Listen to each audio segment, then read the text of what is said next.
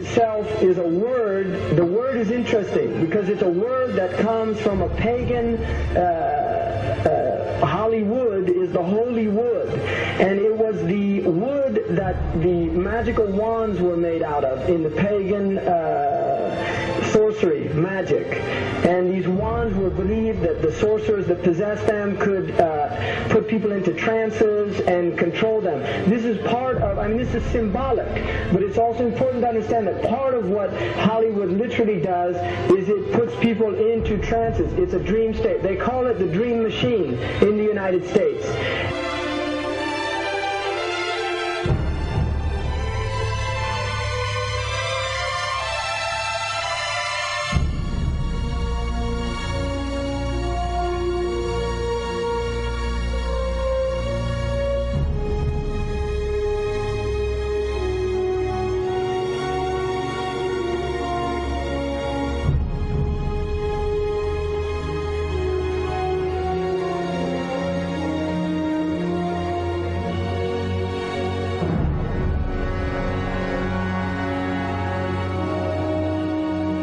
Creates fantasies for people. It puts people into these things. Now, one of the things that's interesting that in the part of what's done in movie theaters, in darkened rooms where people watch television, is literally a trance state that occurs through what's called suspended state of disbelief. You enter into a state, you suspend your disbelief and enter into a state whereby you begin to believe what you internally realize is imagination. It's falsehood. Films are magic. It's just magic. You go and you watch these things and people get caught up in them. People cry during films, all this catharsis that takes place in these things. Many of the films, and this is an important element in the control mechanism, is literally allow people to go and have certain type of catharsis as a purging experience, which Aristotle talks about the necessary element. One of the necessary elements of tragedy is to create this cathartic experience. And this is why a lot of the films, especially also news and things like this is why news is very important in this culture. Everybody watches the news. They have this tragic, cathartic experience of watching the tragedies of others and then feeling safe and complacent in their own experience of this suspended state of illusory well-being. So these are very intricate and sophisticated methods. Now, I think it's dangerous, although there are elements, there's concerted efforts that take place, there's also a lot of people that have similar worldviews that aren't necessarily working together in concerted efforts.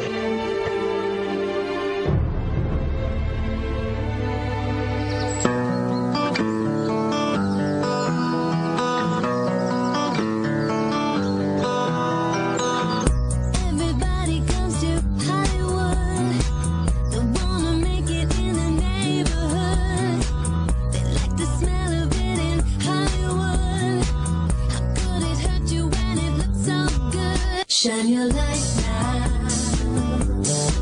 This time it's got to be good. You get it right now, yeah. 'Cause you're in Hollywood. There's something in the air in Hollywood.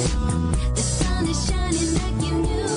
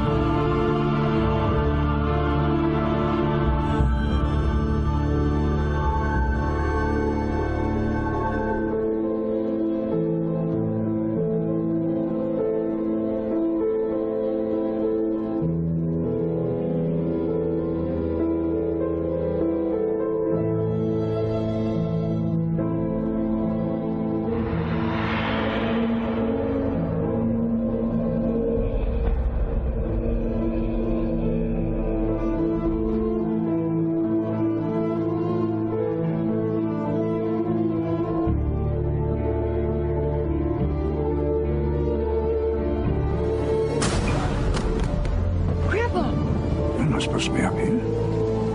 Looking at that? I just wanted to know. No. Well, you're old enough, I suppose. You should know the story.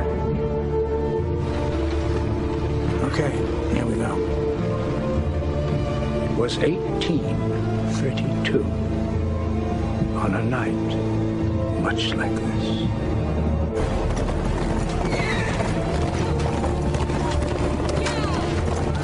Charles Carroll was the last surviving signer of the Declaration of Independence. He was also a member of a secret society known as the Masons, and he knew he was dying. He woke up his stable boy in the middle of the night and ordered him to take him to the White House to see Andrew Jackson, because it was urgent that he speak to the president.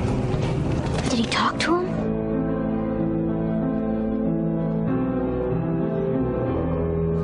No, he never got the chance. The president wasn't there that night. But Charles Carroll had a secret. So he took into his confidence the one person he could. My grandfather's grandfather, Thomas Gates. What was the secret? A treasure.